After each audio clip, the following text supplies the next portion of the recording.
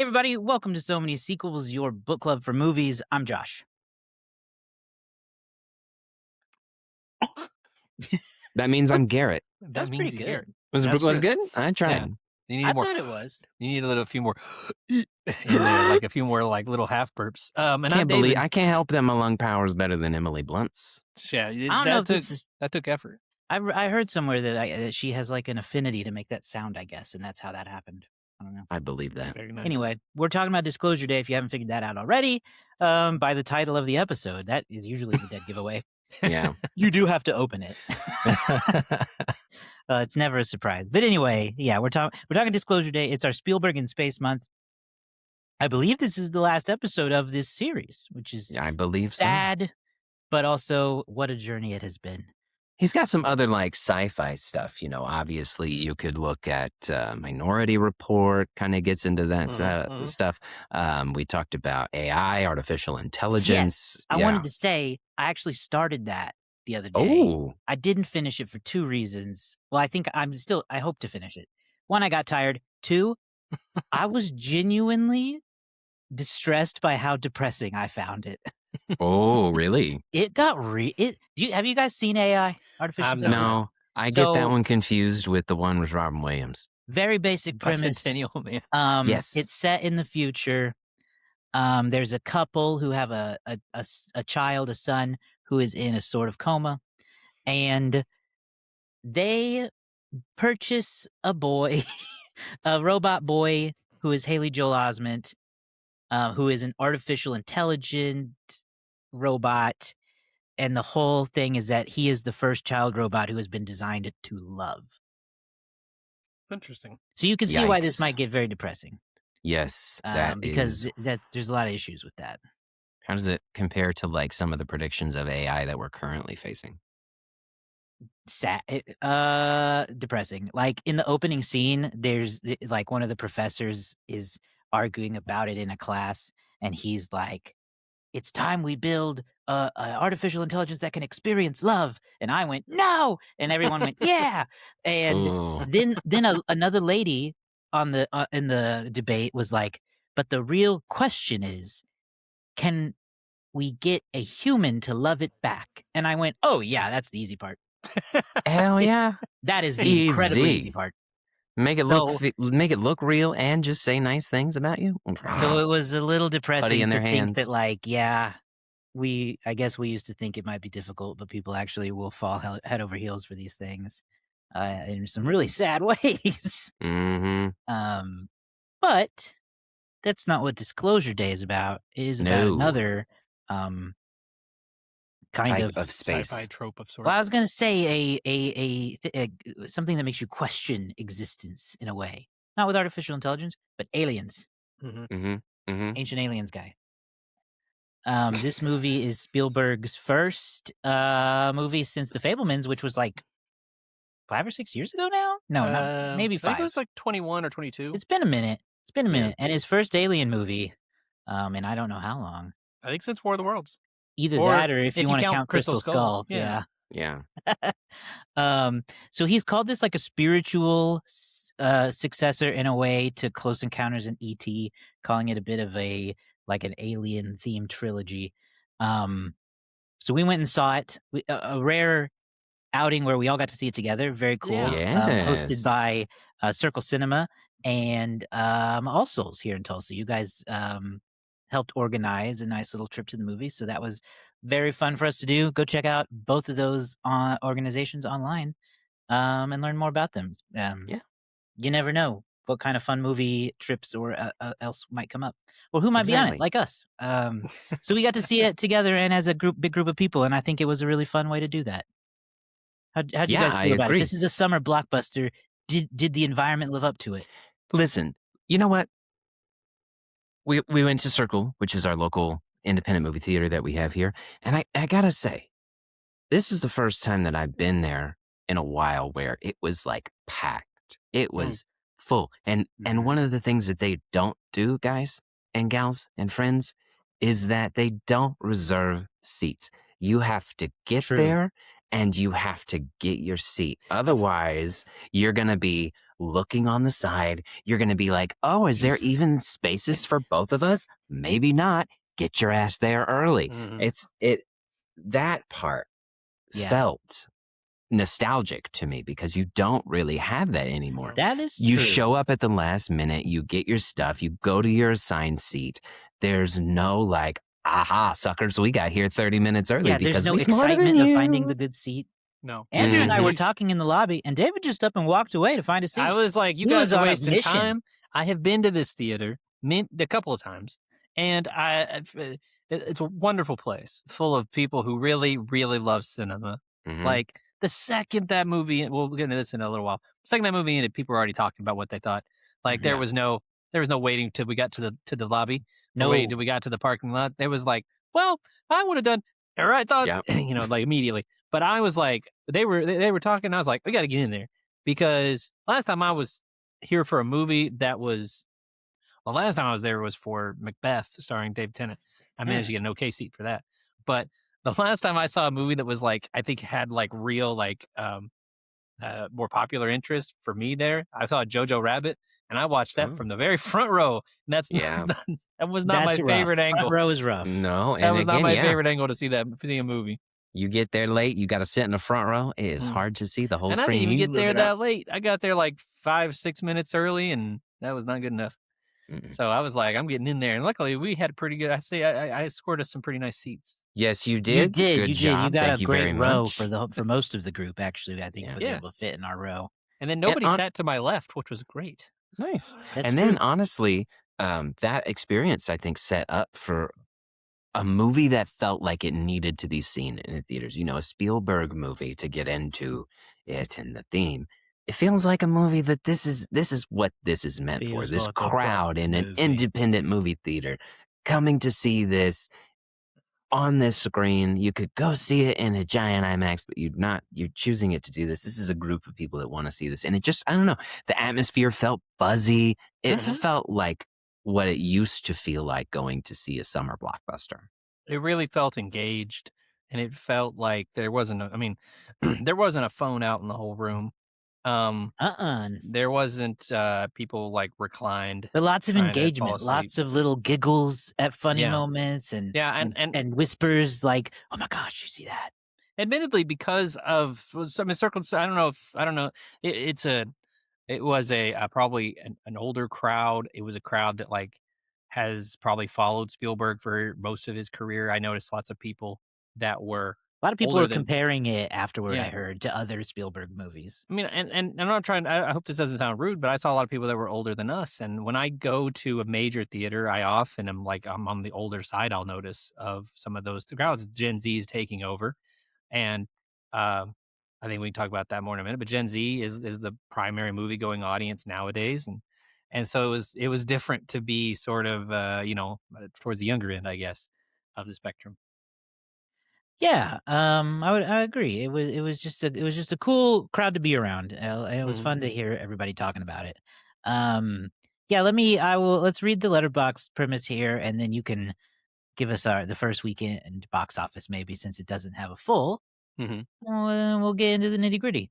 So this movie stars Emily Blunt, Josh O'Connor, Colin Firth, Coleman Domingo. Great cast. A cybersecurity expert becomes a whistleblower to reveal secrets about aliens, putting him on the run from a corporation while a meteorologist experiences strange phenomena and joins forces with him to prove there's life beyond our knowledge.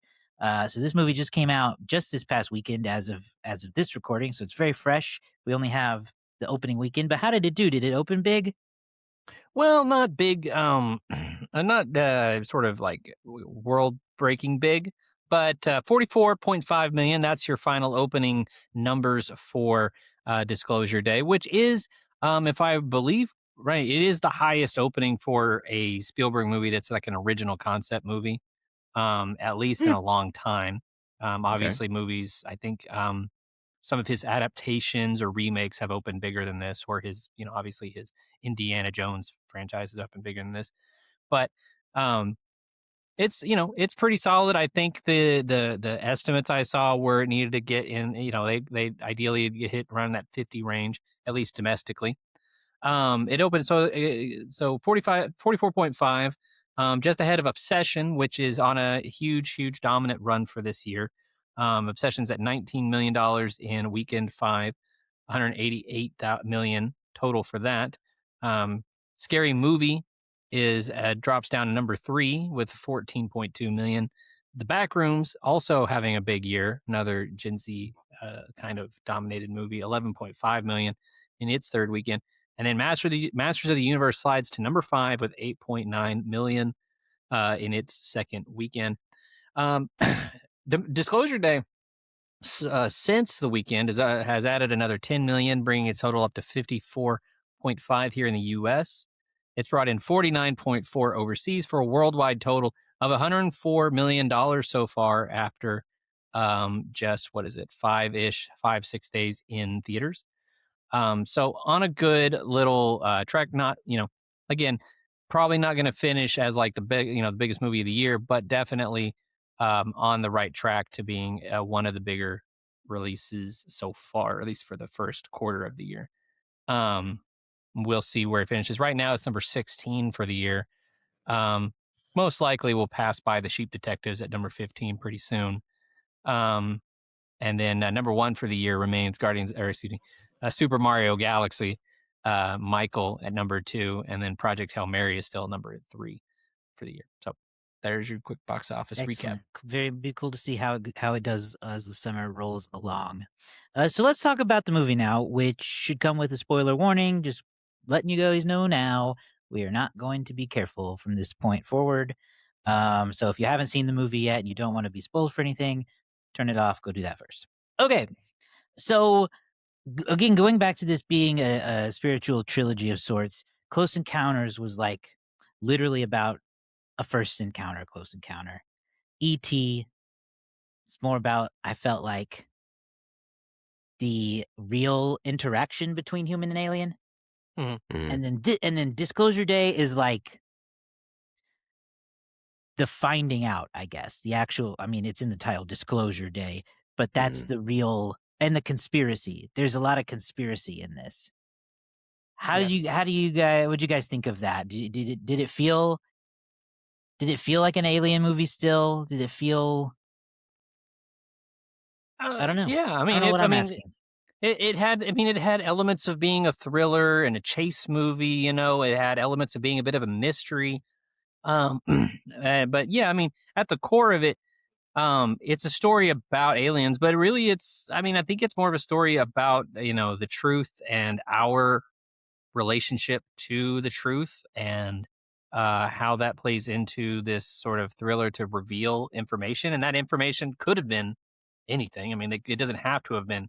You could tell that story without it being something like this. But I think that Aliens was a very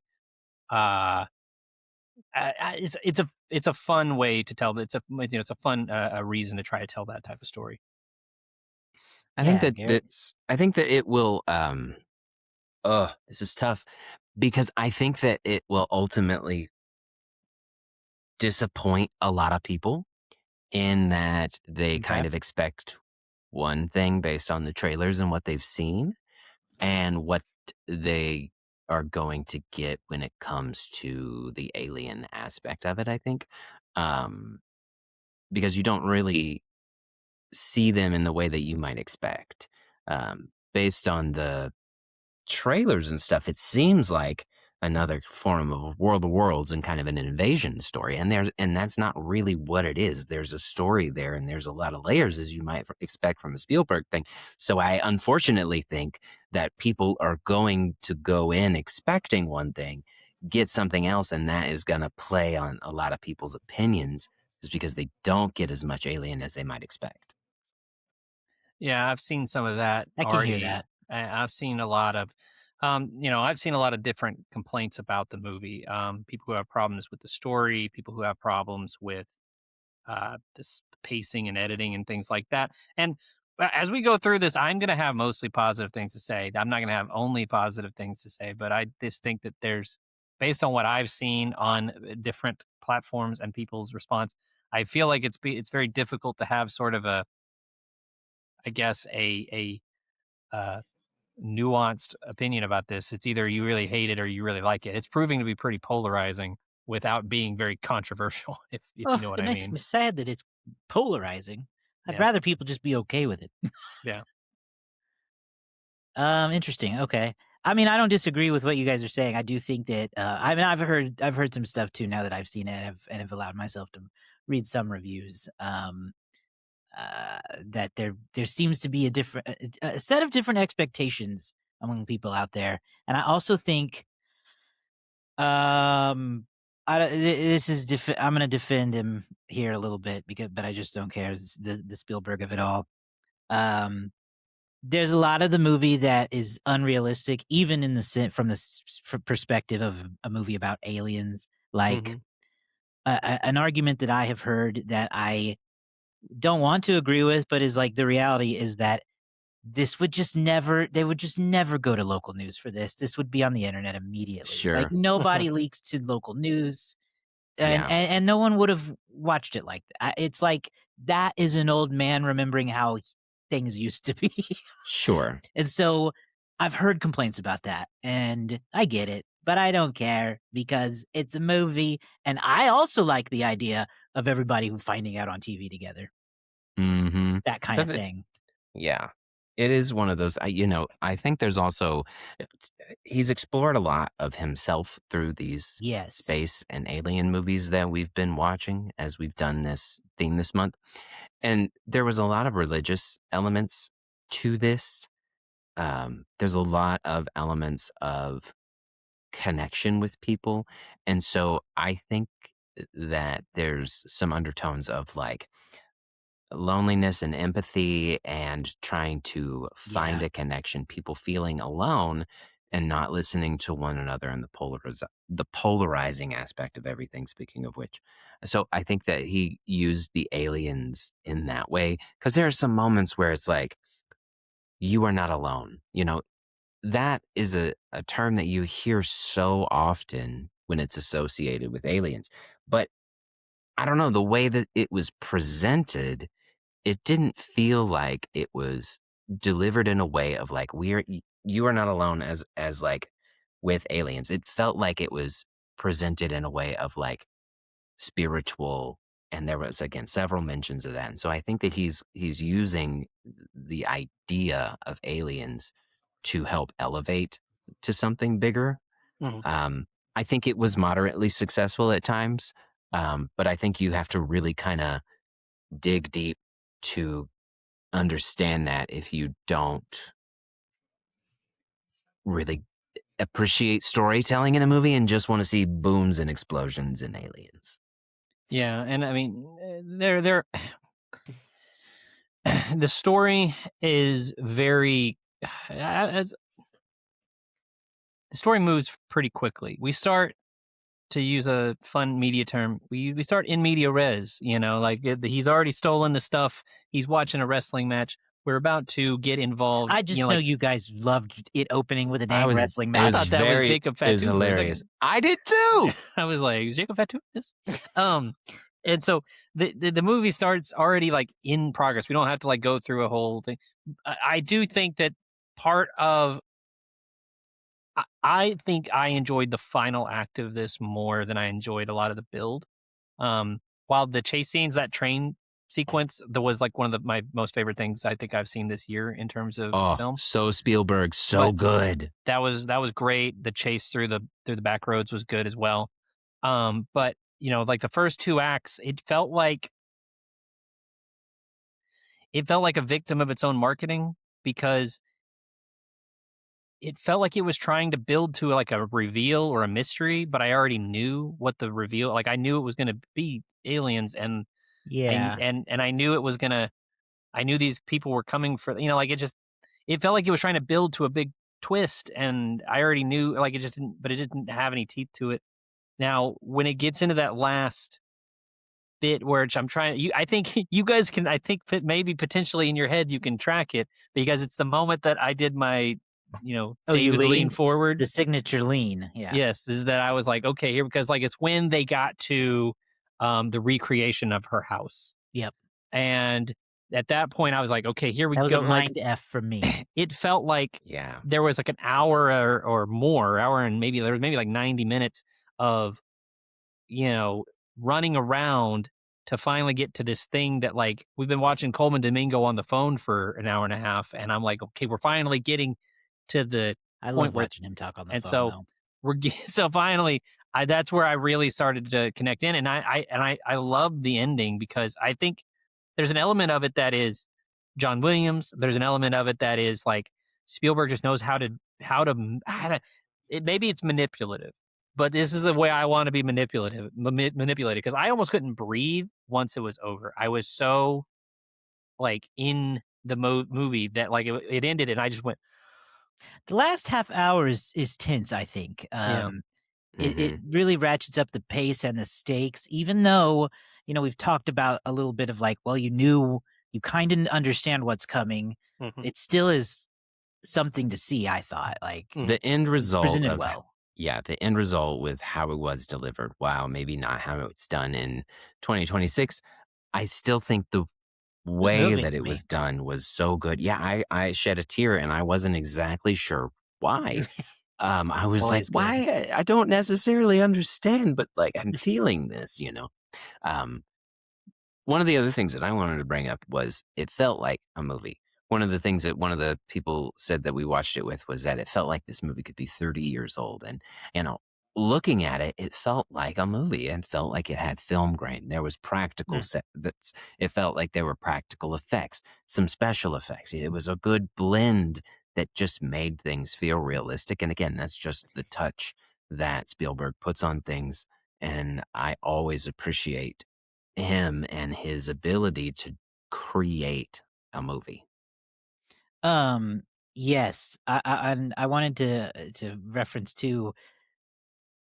That train scene, with all the special. I think there's a lot of practical effects there. But what I Sure. really loved about the train scene is looking at Spielberg's filmography, and if you watch like the Fablemans, he as a child tries to make that scene in that movie, a very Yeah. similar scene. Mhm. Yeah. And there's stories that he tried to do a scene like this for Duel in the 70s. So, like, it almost looks like it is a movie that could be 30 years old in the sense that he's trying to do things he's wanted to do for decades, maybe.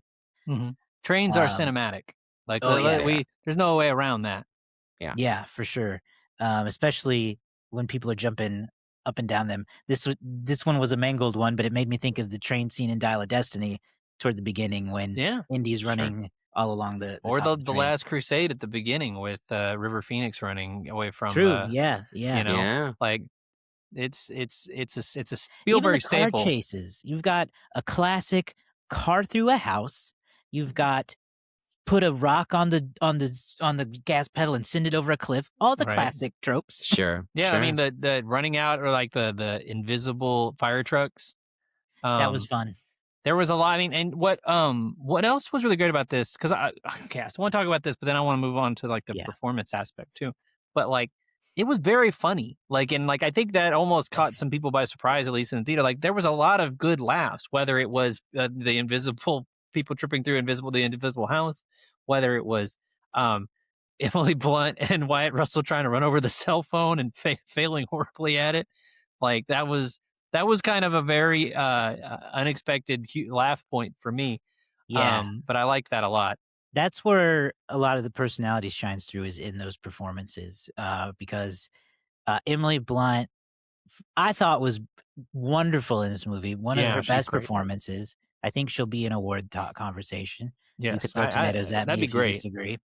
And then her boyfriend, evil Captain America, that's all I know Mhm. about him, is hilarious in a weird way because I don't know, I felt like at first I was like, "Alright, he's fine," and then you Mhm. slowly lose him.